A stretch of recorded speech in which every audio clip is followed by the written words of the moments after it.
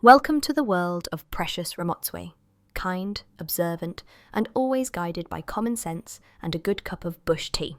Tell us where in the world you are listening from. It brings us joy to see how far these stories travel.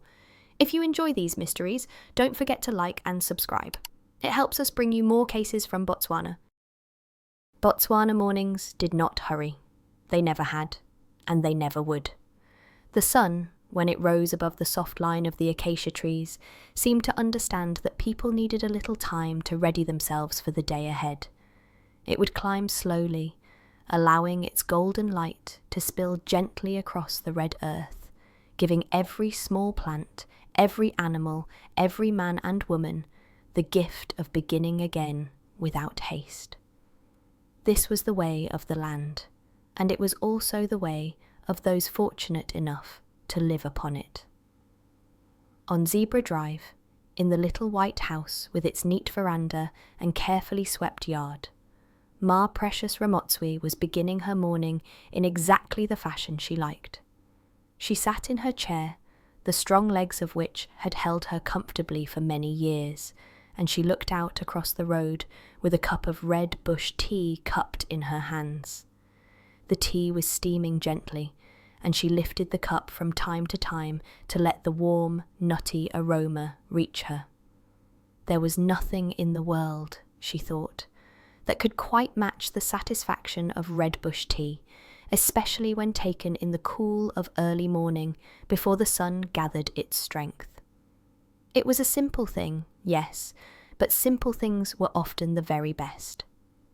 As she sipped, her thoughts turned, as they so often did, to her late father, Obed Ramotswe. He had been a man of cattle, and he had loved them dearly.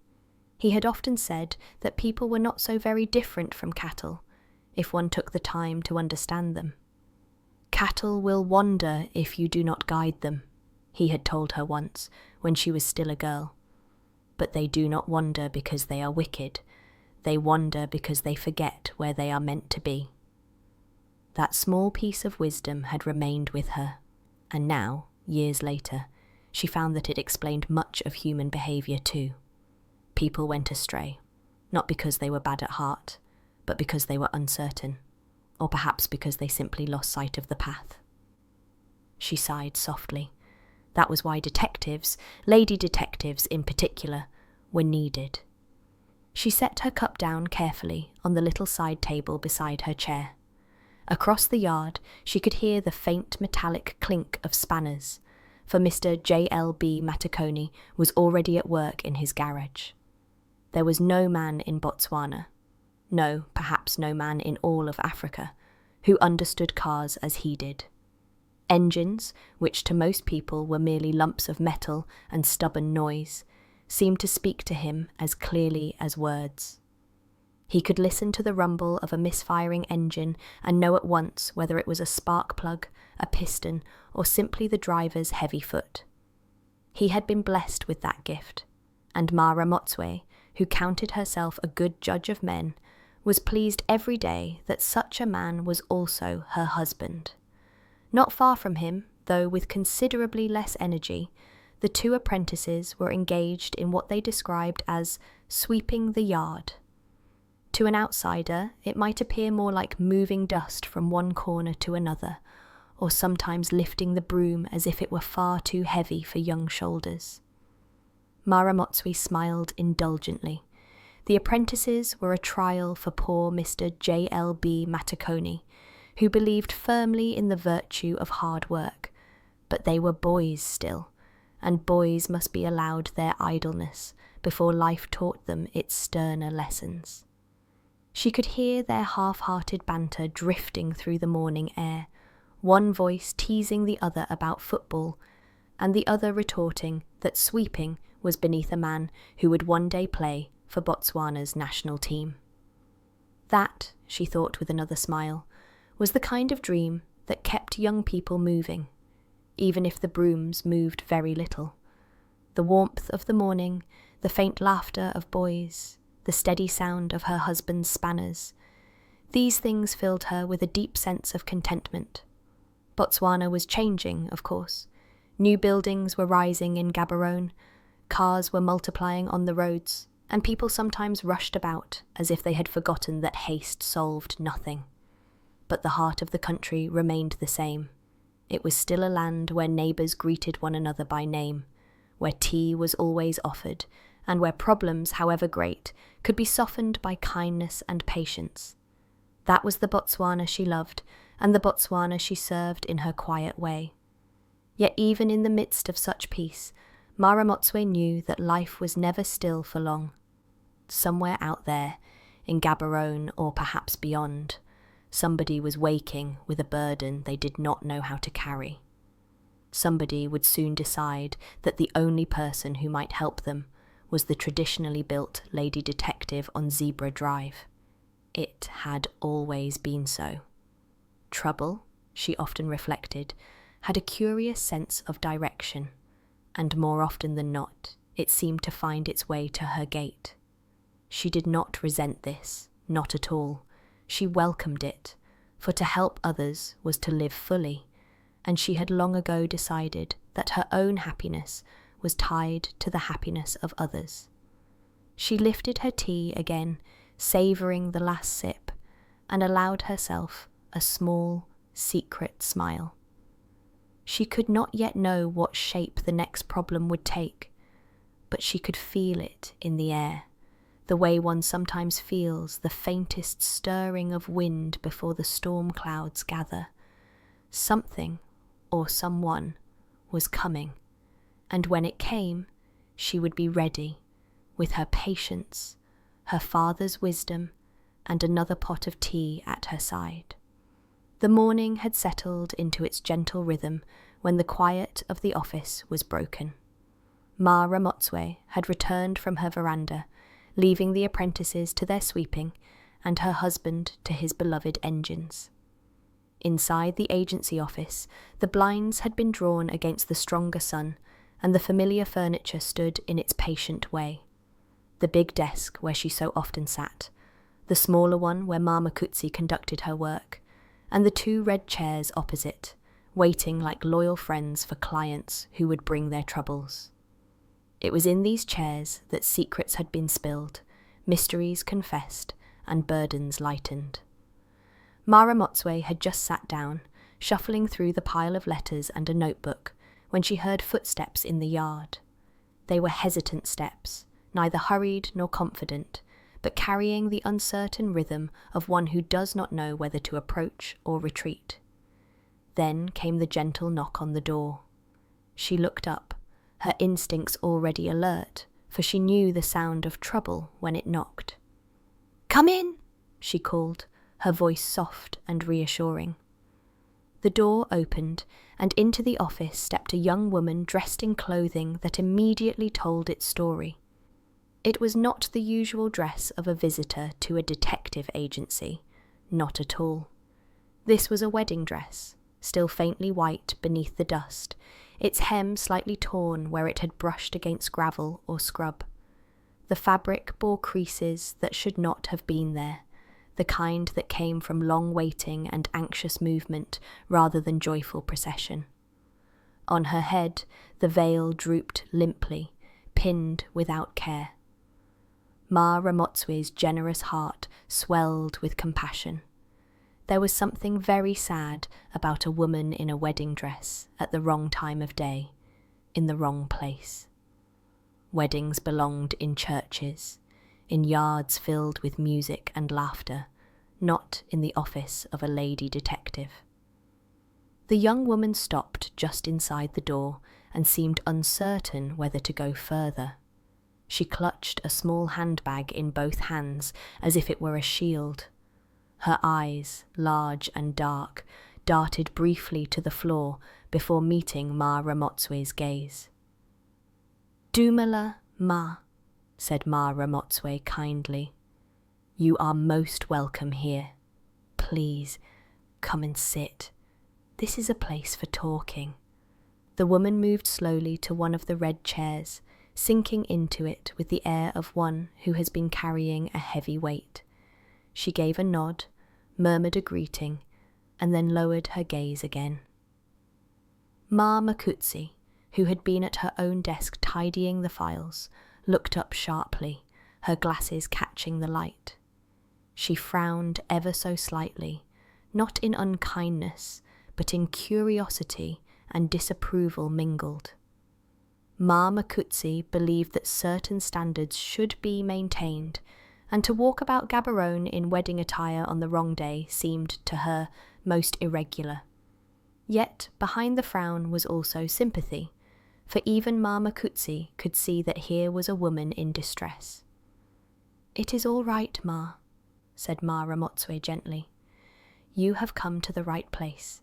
My name is Ma Ramotswe, and this is my assistant, Ma Makutsi, who helps me with all matters. Please tell us your name."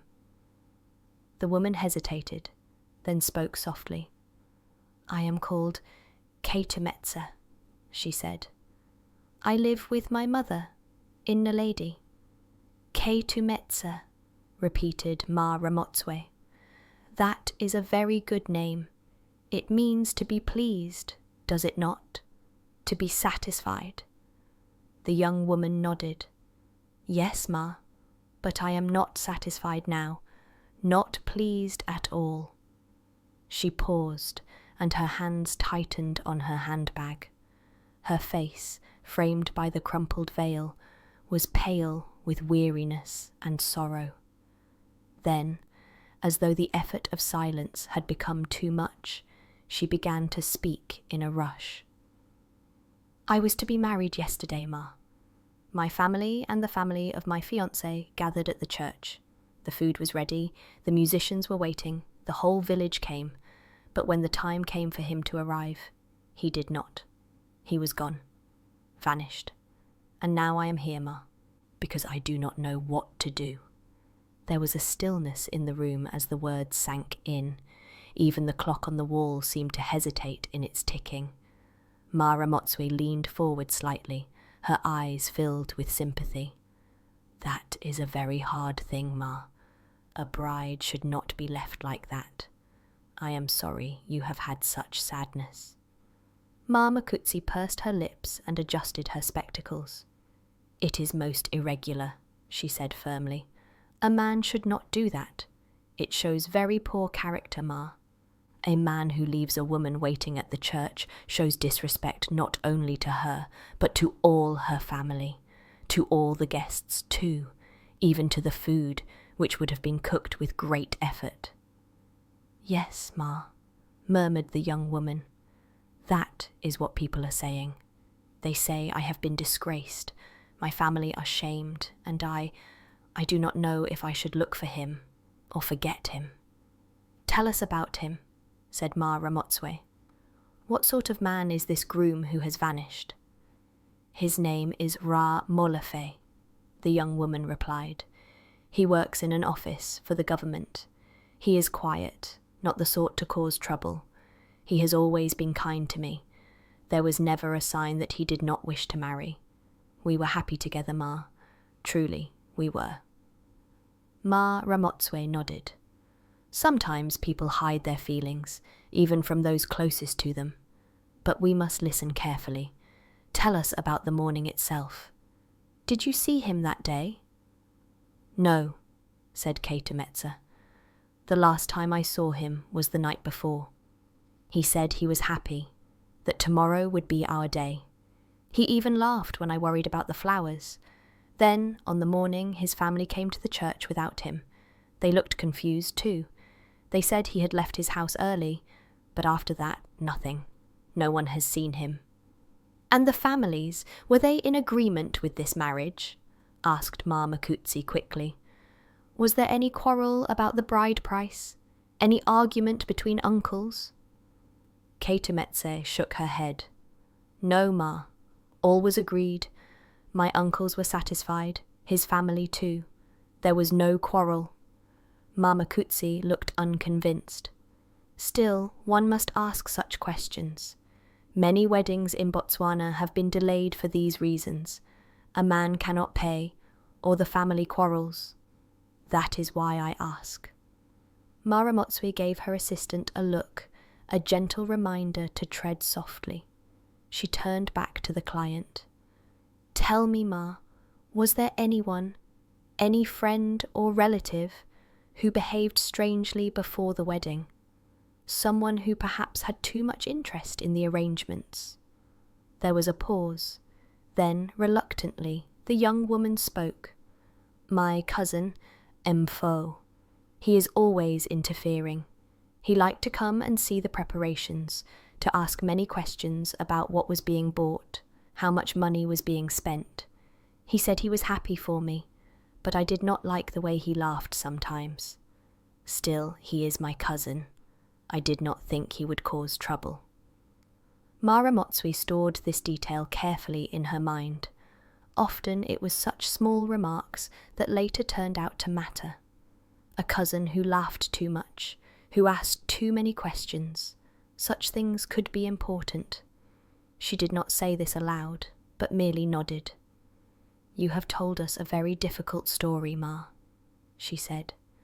It is clear that you have suffered much, but I will tell you this. Sometimes men disappear not because they do not love, but because they are afraid. A wedding is a great responsibility. Some men feel the weight of it and think they cannot bear it. That does not excuse them, but it may explain them. The young woman looked up, her eyes wet with unshed tears. Do you think he will come back, Ma?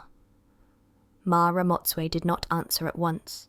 She glanced at Ma Makutsi, who was already preparing to give a strong opinion. Then she spoke slowly, choosing her words with care. I do not know, Ma, but I will help you find the truth. Whatever it may be, you deserve to know.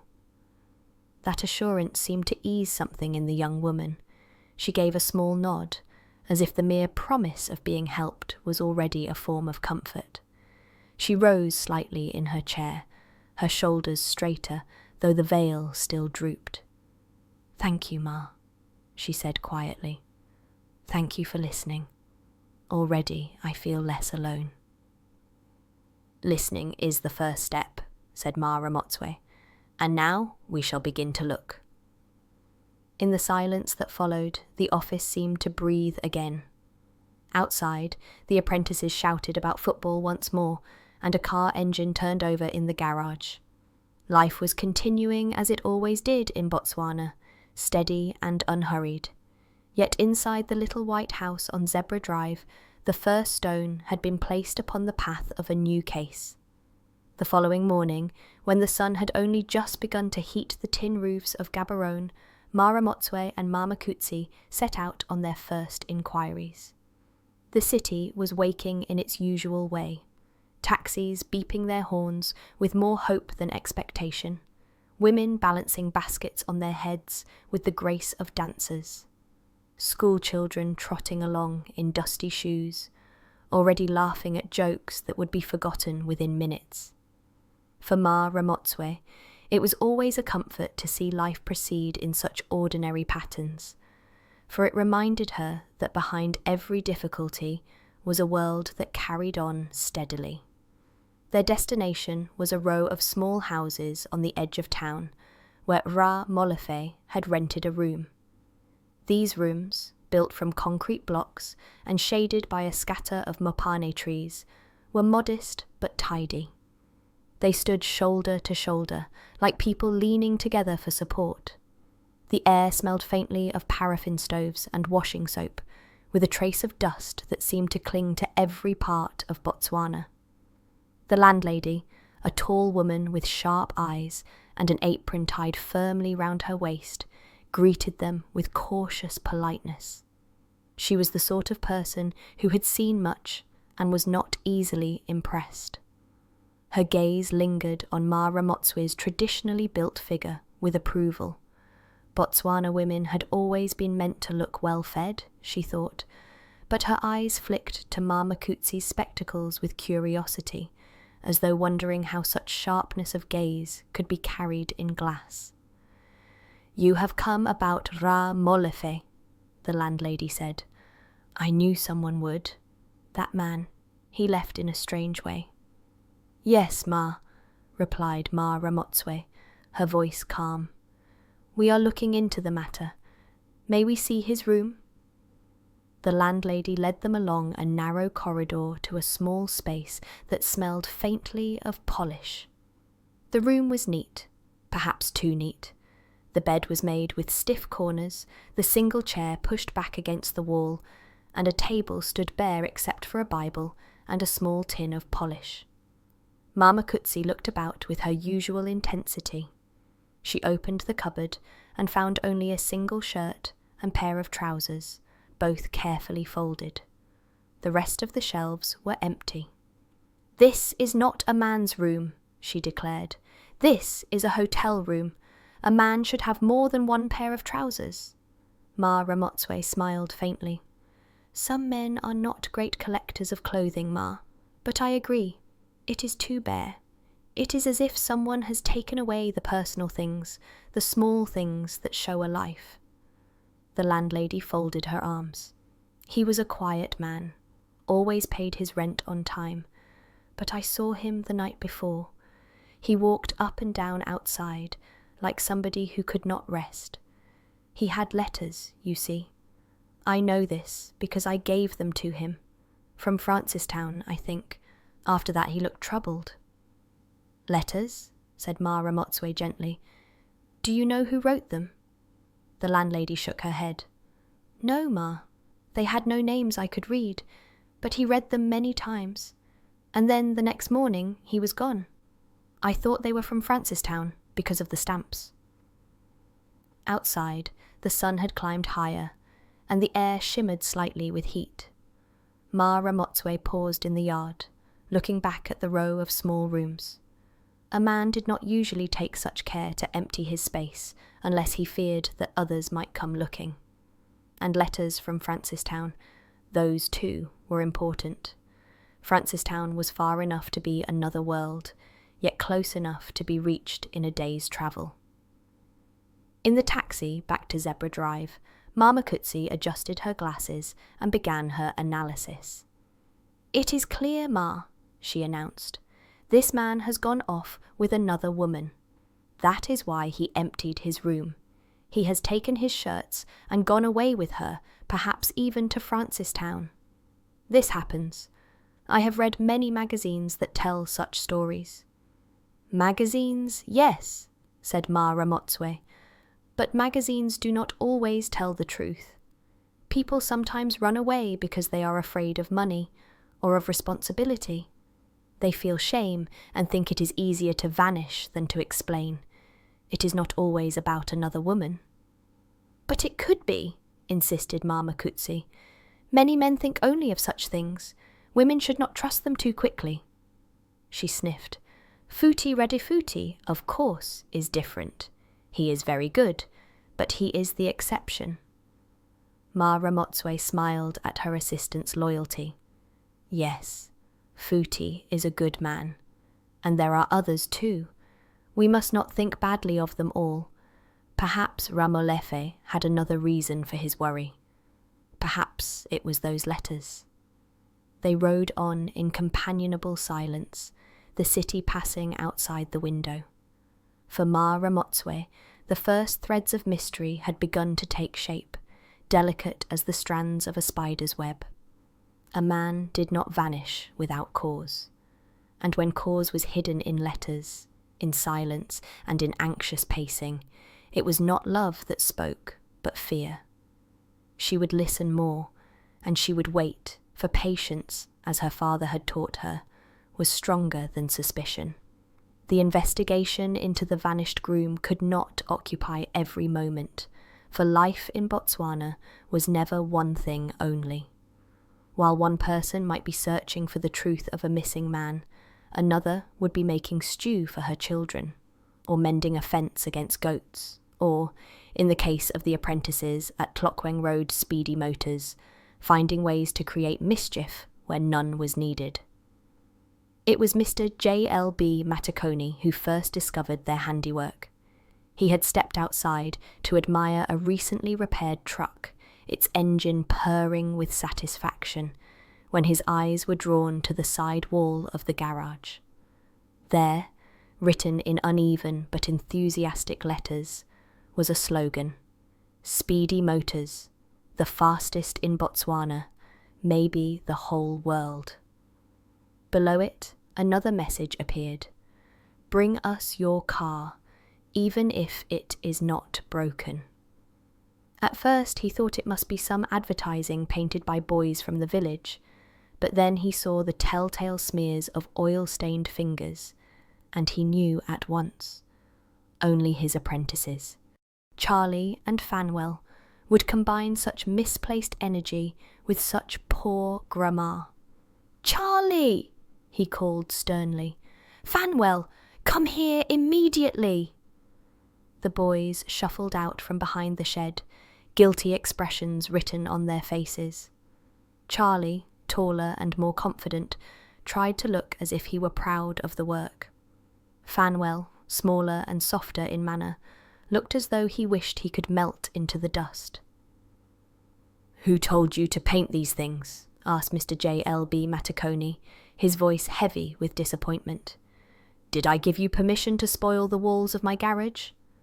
Charlie hesitated. "It is advertising, RRR. All businesses need advertising.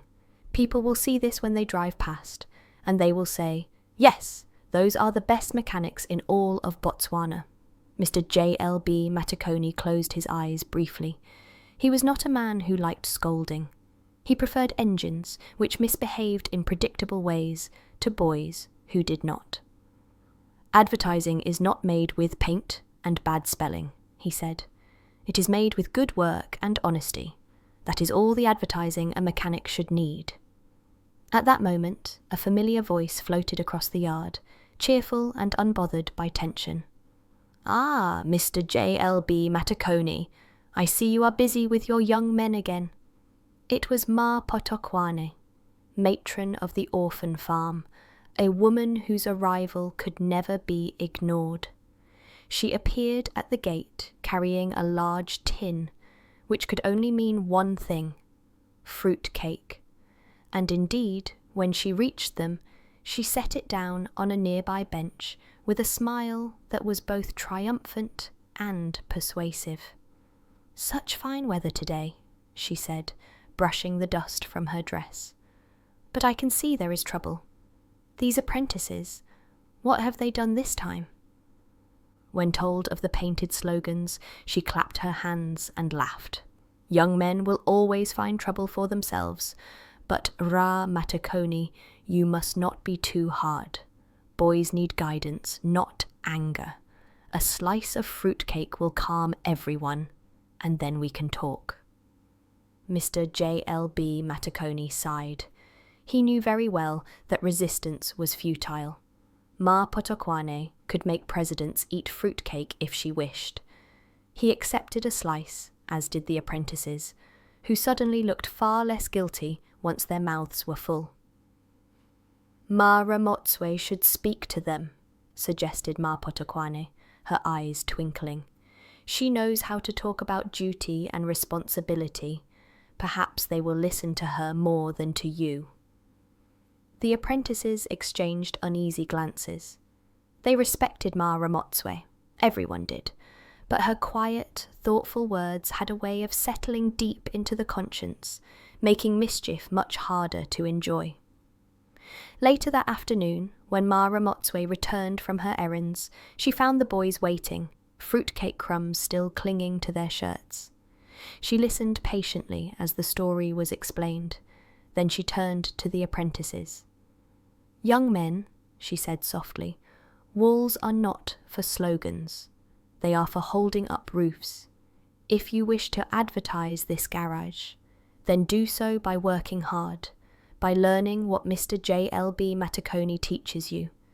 People will not come because of painted words. They will come because they trust the hands that fix their cars." The boys looked at the ground, shame creeping into their faces. Charlie cleared his throat. "We only wanted people to notice us, Ma." Ma Ramotswe smiled kindly.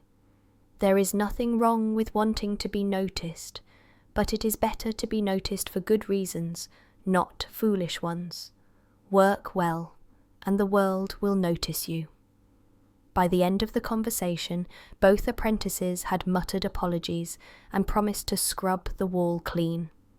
Whether they would do it promptly was another matter, but at least they had been reminded of the difference between pride and foolishness. As Ma Ramotswe walked back toward her office, she reflected that the small dramas of everyday life were not so very different from the larger mysteries. People lost their way not because they wished to be wicked, but because they did not see clearly how their actions appeared to others. Whether it was a groom fleeing from shame or apprentices hiding behind slogans, the answer was the same. Guidance, patience, and kindness would help them find their place again. The next stage of the search led Ma Ramotswe and Ma Makutsi to the home of the Molefe family, a modest compound of round houses with corrugated iron roofs that caught the afternoon sun. Beyond the yard, goats picked their way along the edge of the scrub, and the sound of a chicken clucking indignantly rose from somewhere behind the kitchen hut. It was a quiet, ordinary place, the kind of home where many Botswana families had lived for generations, bound together by duty and by the long memory of kinship. They were received by the groom's mother, a frail woman with a shawl wrapped tightly about her shoulders, though the day was not particularly cold. She moved slowly, leaning on a stick, her face lined with the traces of both worry and long years of life. When she saw Ma Ramotswe, she greeted her with respect, offering a chair beneath the shade of a tree. "My son is a good man," the mother said at once, her voice trembling but steady with conviction. "He would never shame a bride. Never. He is devoted, always careful with his family, always dutiful. Something else must have happened. I know him." Ma Ramotswe listened with compassion. She knew how deep the bond of mothers ran in Botswana. To speak against one's child was almost impossible. To believe ill of him was unthinkable. Even when children stumbled, mothers remembered only the steps they had once guided, the little hands they had once held. "He is a man who has always helped me," the old woman continued. "When his father passed, he became the one who carried firewood, who paid for medicines. He has looked after me. If he has not come to the wedding, then I say there must be a reason that is not his own doing." Ma Ramotswe inclined her head. "Yes, Ma. A man who cares for his mother like that is not careless of duty. But sometimes a man may feel he is not strong enough for what lies before him. Fear can make even good men act strangely." The old woman shook her head stubbornly. "Not my son. He may be worried, yes, but he would not run away. You must find him, Ma. Tell him his mother waits." They spoke for a while longer, and then the visitors were shown into the company of a younger cousin of the groom, a man in his 20s, who sat cross-legged on a low stool outside one of the houses. He greeted them politely enough, but his eyes shifted, never resting long on theirs. "You are asking about my cousin?" he said, when Ma Ramotswe had explained the reason for their visit. "Well, people talk. They say he had debts. That is what I heard. He borrowed from this one, from that one. Perhaps he was ashamed to stand before the bride's family with debts hanging round his neck." "Debts?" repeated Ma Ramotswe quietly. "That is a heavy burden, but sometimes families will help if a man is honest about such things." The cousin shrugged, avoiding her gaze. "Maybe, but sometimes a man does not want to confess. Sometimes he would rather run." Ma Makutsi adjusted her spectacles and gave him a pointed look. "And you, Rura, you speak as if you know these debts well. Did you lend him money yourself?" The young man laughed quickly, too quickly. No, I only heard people say. In the shebeen, you know how people talk. It is nothing. I told people he had debts so they would stop asking questions. It was easier than admitting I was the one pressing him." Ma Ramotswe did not press further. She knew that too much questioning often led to silence, whereas patience allowed people to reveal themselves in time. Still, she noticed the way his hands twisted together, the way his answers came too readily, as though rehearsed. There was something beneath the surface here, but it was not yet ready to show itself. As they left the compound, the sun was beginning its slow descent, lengthening the shadows across the yard. A donkey brayed in the distance, and children called to one another as they ran home from errands. In the car, Mama Kutsi wasted no time in giving her verdict. "That cousin is hiding something, Ma. You saw the way he would not look at us. And what he said about debts, those were not words of gossip. Those were words of knowledge. He knows something." "Yes," said Ma Ramotswe, "but we must not hurry. Truth is like a guinea fowl. If you chase it, it will run. But if you sit quietly, it may walk right past you." Ma Makutsi sniffed. "I prefer to chase. A woman with 97% does not wait for answers to come walking." Ma Ramotswe laughed softly, her heart warmed by her assistant's pride. "That may be so, Ma, but in detective work sometimes patience brings more than cleverness. We shall see what the cousin reveals when the time is right." She drove on in silence, reflecting on the words of the mother and the evasions of the cousin. Between the two, a picture was beginning to form. A man torn between duty and some hidden shame, a family eager to protect its honour, and a cousin who knew more than he wished to admit. The strands of mystery were twisting together, polite on the surface, but carrying beneath them the weight of unspoken truths. And so the investigation moved forward, step by steady step, in the manner of Botswana itself. Never rushed, but always advancing toward the heart of things. A few days later, when the air was heavy with heat and the thorn trees cast thin shadows on the ground, a rumour reached Zebra Drive.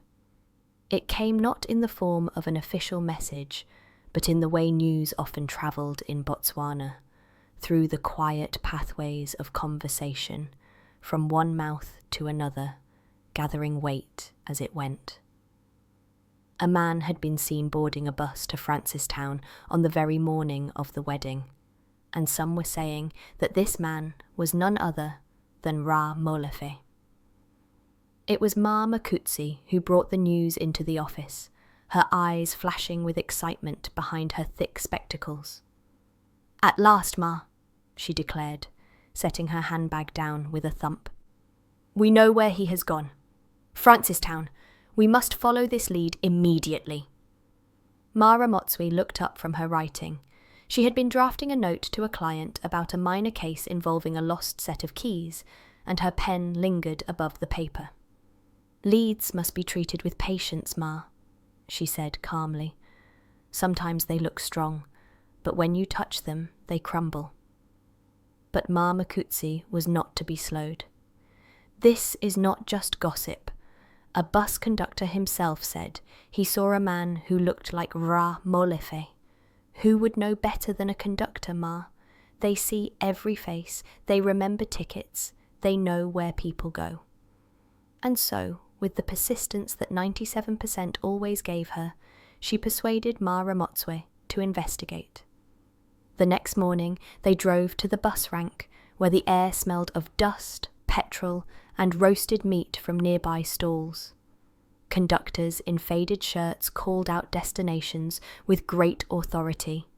Mahalapye, Serawe, Francistown, as if their voices alone could carry passengers across the miles. The conductor in question was a wiry man with a red cap perched on his head. He listened as Ma Ramotswe described the missing groom, then nodded. "Yes, I saw such a man. Tall, quiet, carrying a small bag. He boarded my bus to Francistown that morning." "Are you certain it was him?" asked Ma Makutsi quickly.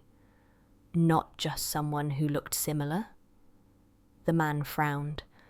I am sure enough, but you know, buses are full of people.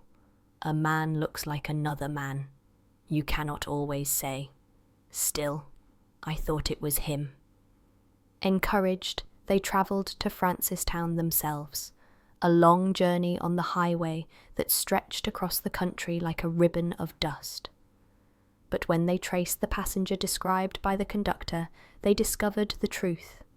The man was not Ramotswe at all, but a trader from Celebi Fikwe, travelling with goods to sell.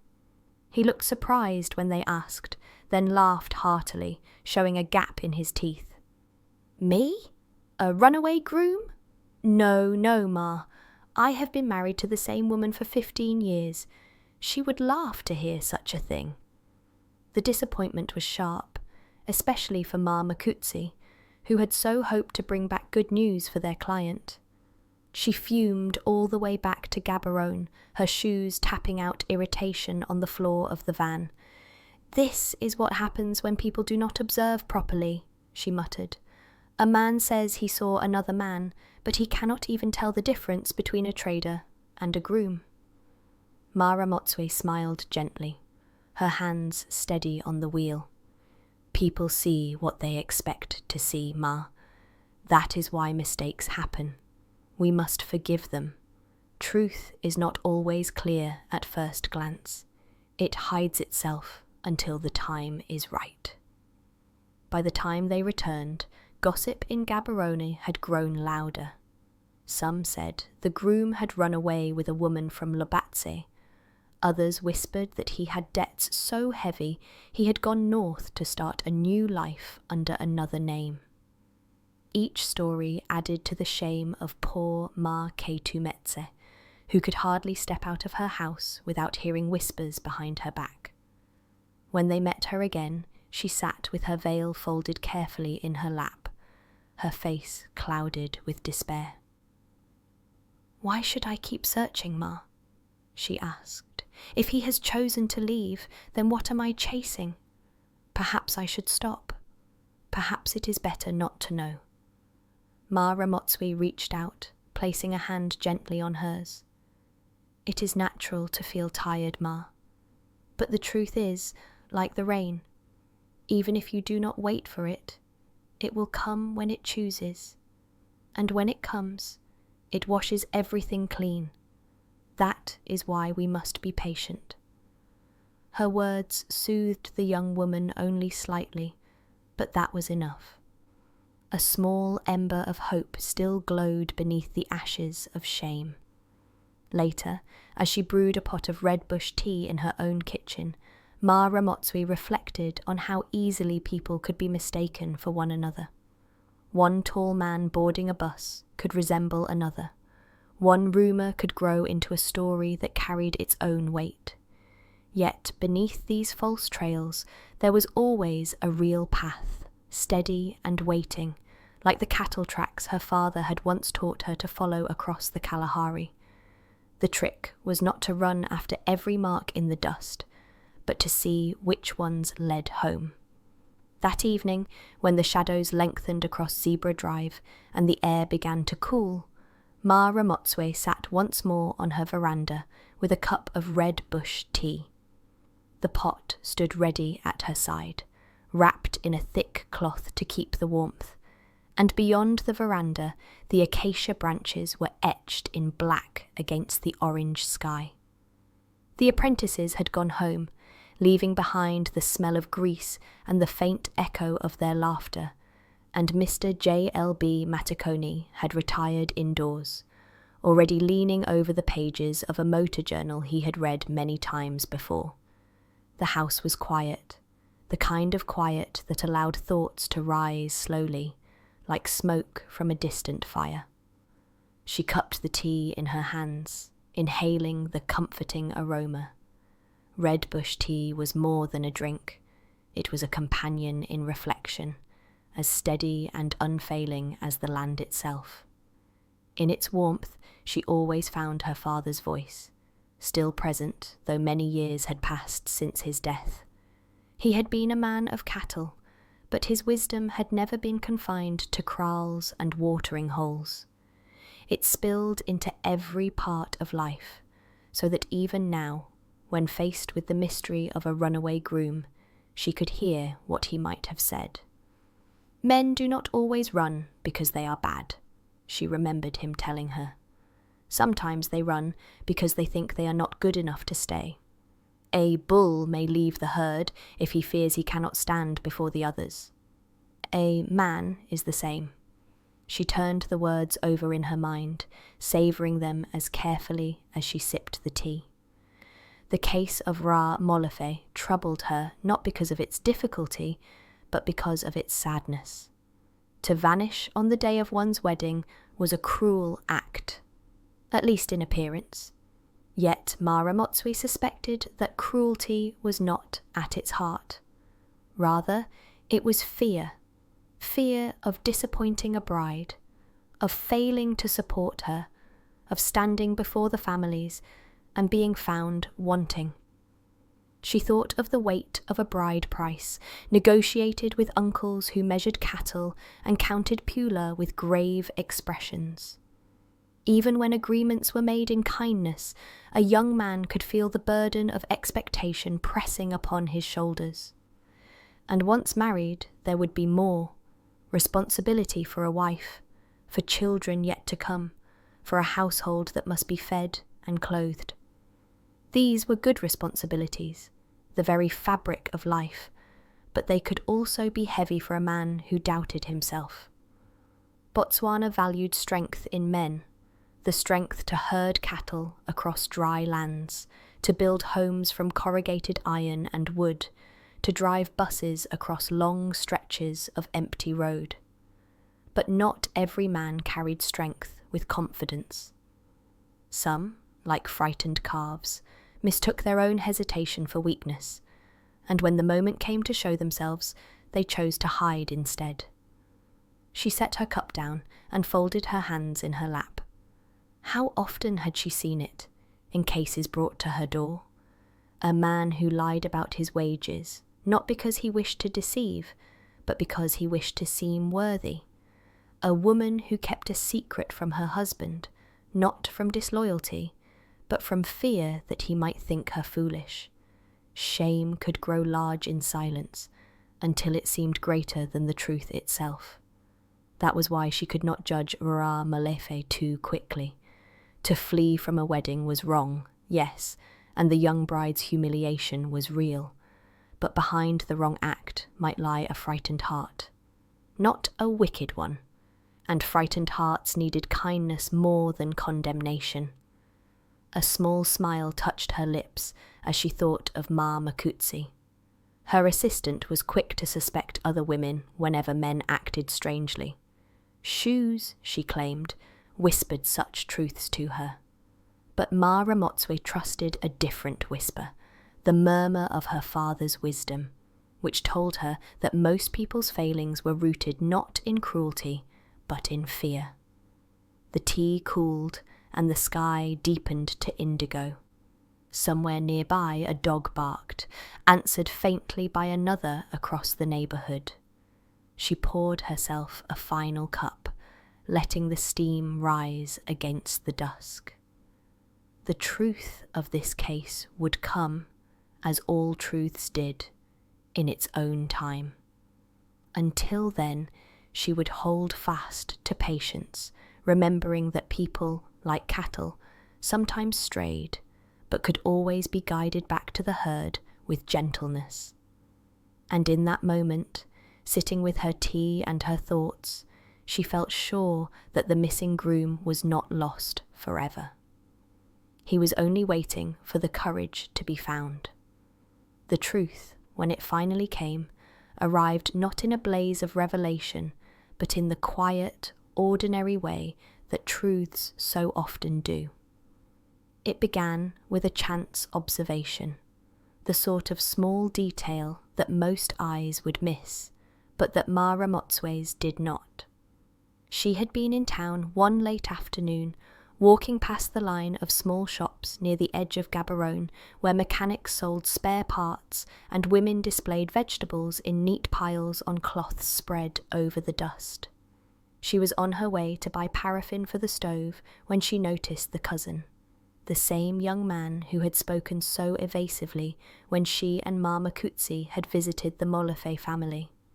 He was slipping quickly into a shop whose windows were half covered by handwritten signs about money transfers and lay-by purchases. There was something about the way he moved, hurried but also furtive, that caught her attention. Ma Ramotswe slowed her steps, adjusting the bag on her arm, and followed at a distance. She was not a woman who enjoyed spying, but she knew that sometimes one had to walk quietly in order to hear what was being hidden. Inside the shop, the cousin leaned across the counter, speaking in low tones to the man behind it. "You must give me more time," he was saying.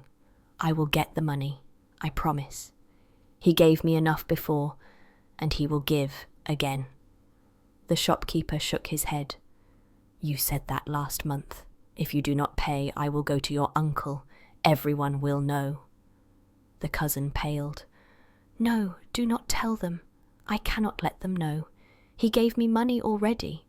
Molefe did, but then he ran away, the fool. He thought I would tell the secret if he married. That is why he left her at the church. He was afraid." Ma Ramotswe's heart tightened. She had heard enough. She stepped forward, her shoes tapping firmly on the concrete floor. Both men turned, startled. The cousin's eyes widened in horror when he saw her standing there, her face calm but resolute. "Dumela Ra," she said evenly. "Perhaps you would explain what secret you have been using to torment your cousin. This is a detective agency matter now." For a moment, the cousin said nothing. His lips parted and closed again, like a fish caught suddenly in sunlight. At last he muttered, "You heard." "Yes," replied Ma Ramotswe. "And you will tell me everything, because truth is like water in a clay pot. It will seep out no matter how tightly you try to seal it." The shopkeeper, uneasy, excused himself to the back of the store. The cousin sank onto a chair, his shoulders slumping. His voice, when it came, was small, as though stripped of the bluster he had carried before. "I did take money from him," he confessed. "He was always the one my family praised. Molefe the dutiful, Molefe the clever one. But I knew something about our family, something the others did not want spoken. His father, long ago, had taken land from a relative in a way that was not fair.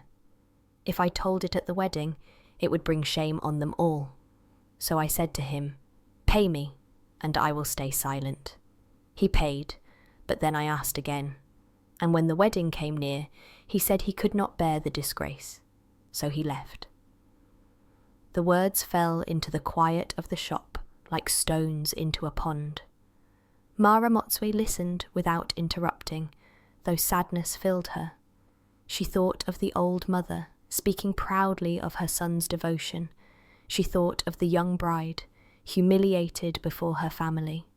And now she thought of the groom himself, crushed by the weight of shame that was not even his own doing, but bound to him through the long, tangled ties of family.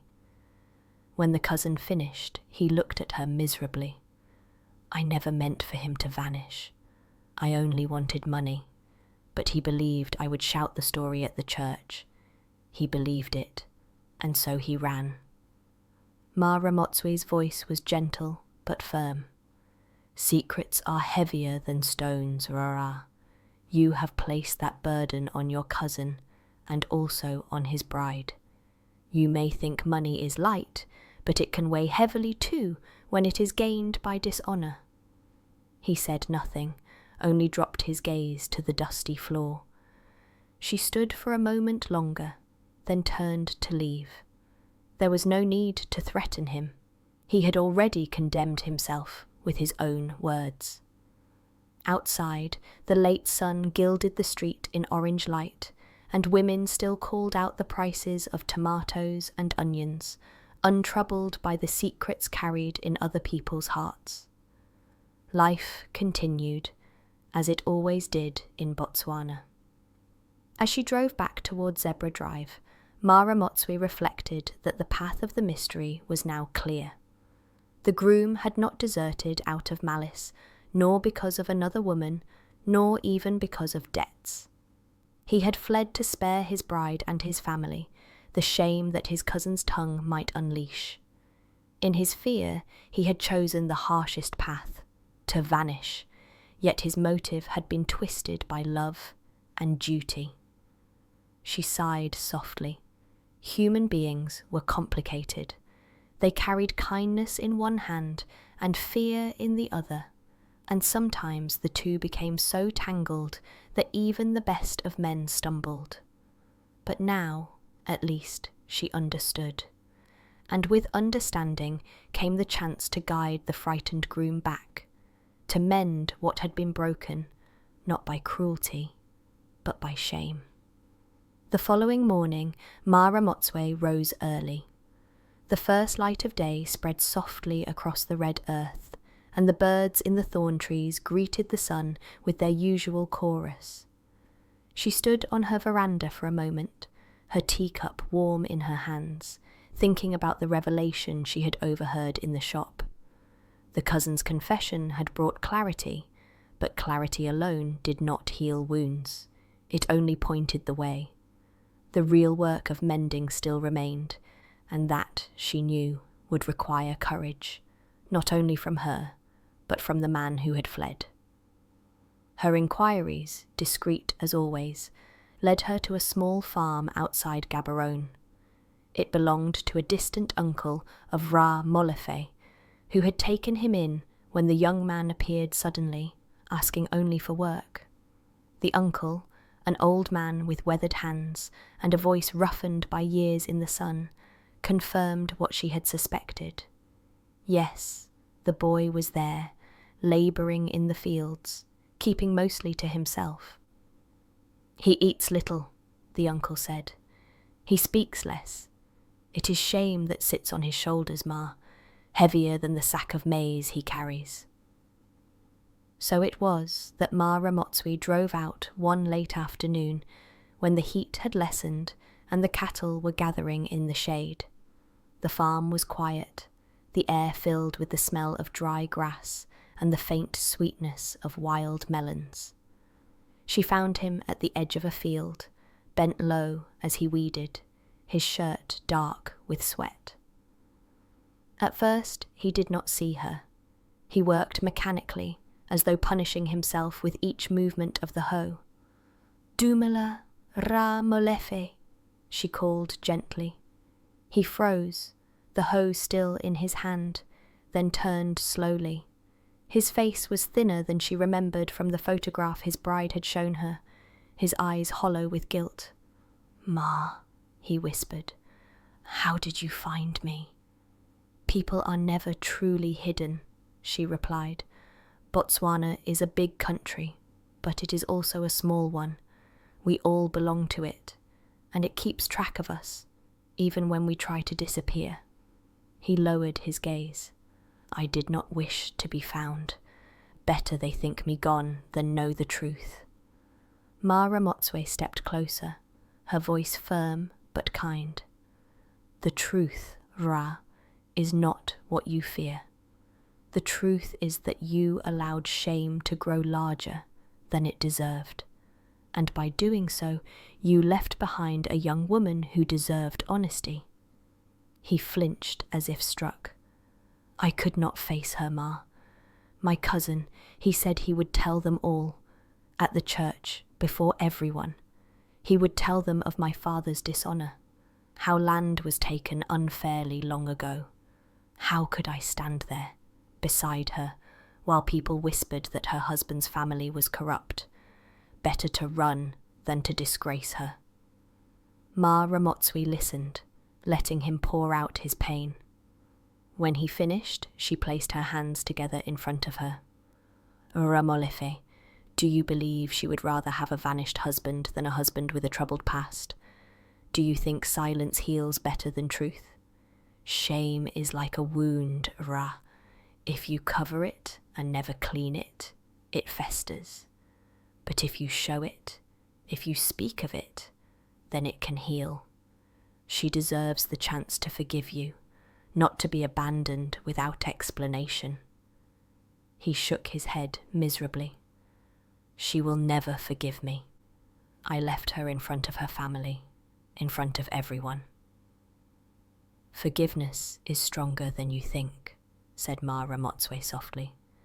I have seen wives forgive husbands, husbands forgive wives, children forgive parents.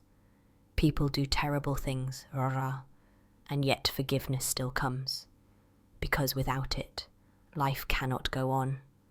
And what you did, though it hurt, was not born of cruelty. It was born of fear. Fear can be forgiven. For a long time he was silent. The cattle lowed in the distance, and a hawk wheeled slowly against the sky.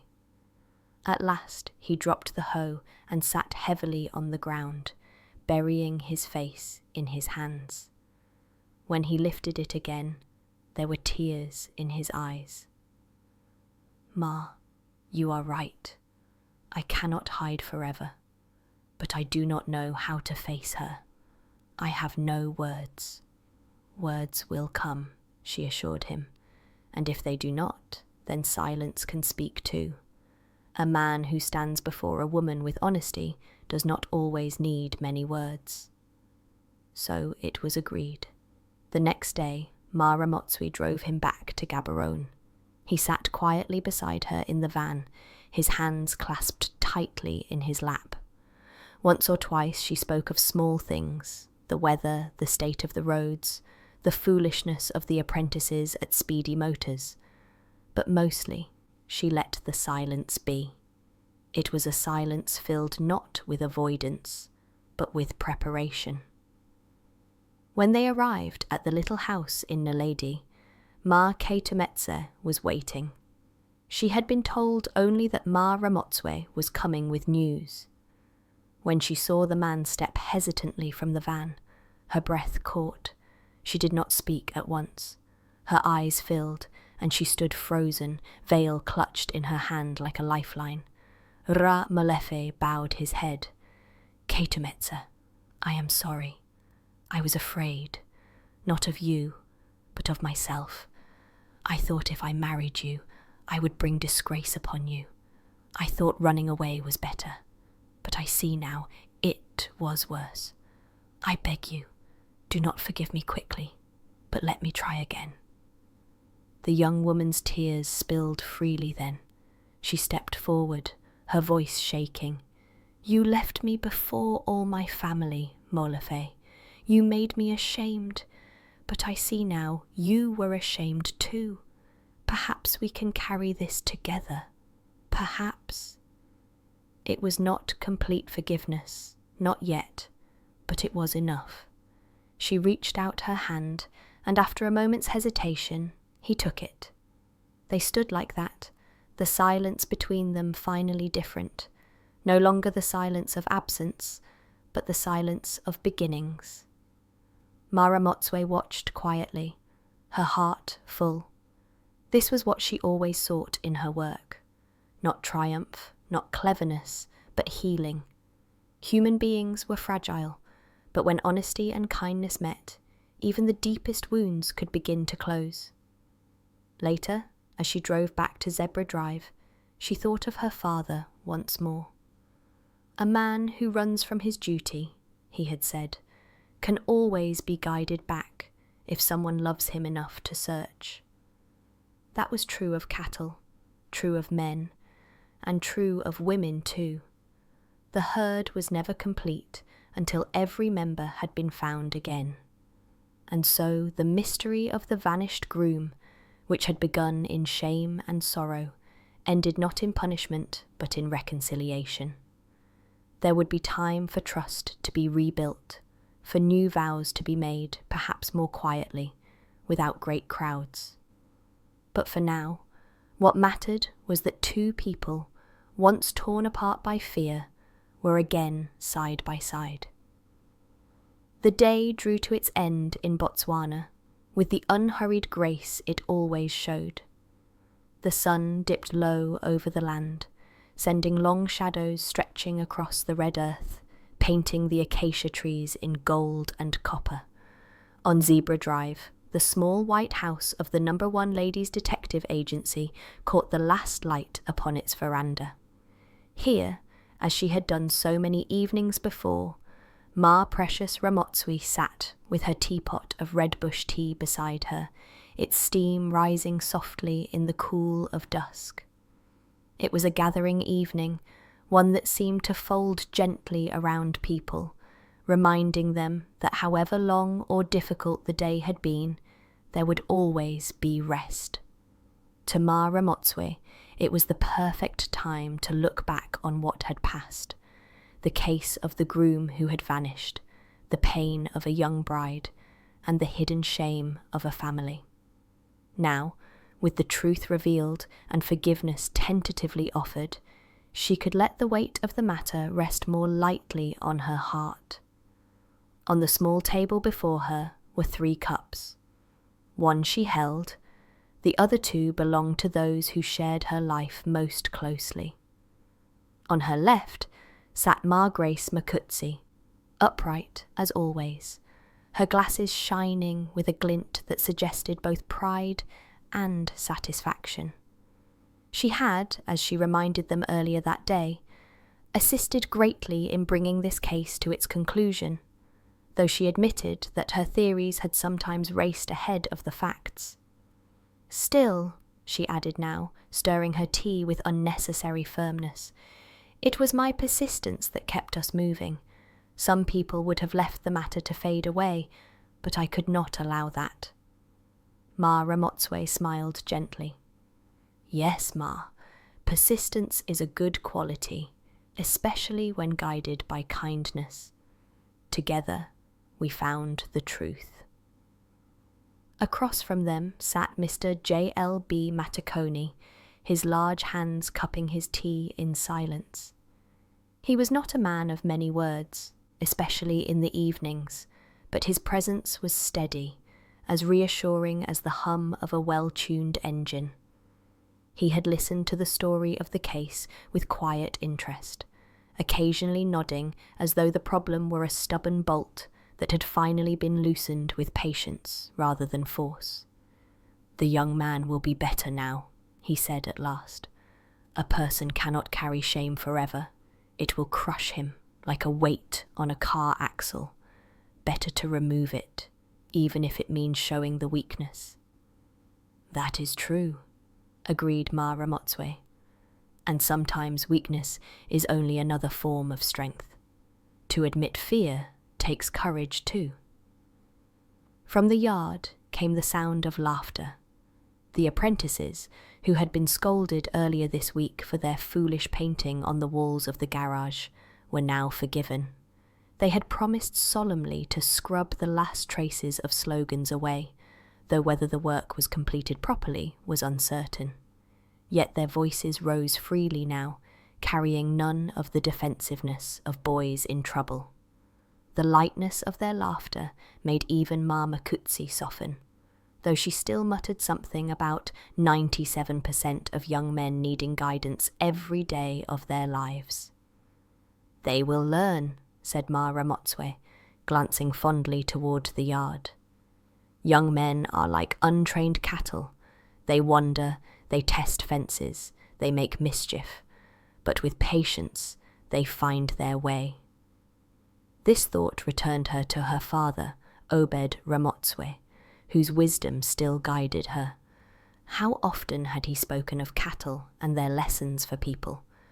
They wandered not because they were bad, but because they forgot where they belonged. The case of Ra Molafe was no different. He had vanished, yes, but not to be lost forever. He had vanished so that someone, his bride, his family, perhaps even himself, would search for him and find him again. She lifted her cup, watching the liquid catch the last of the sun, People vanish, yes, she said aloud, her voice thoughtful. But they do not always vanish because they want to be gone. Sometimes they vanish because they want to be found by someone who cares enough to look. Mama Kutsi adjusted her spectacles. That is very true, Ma.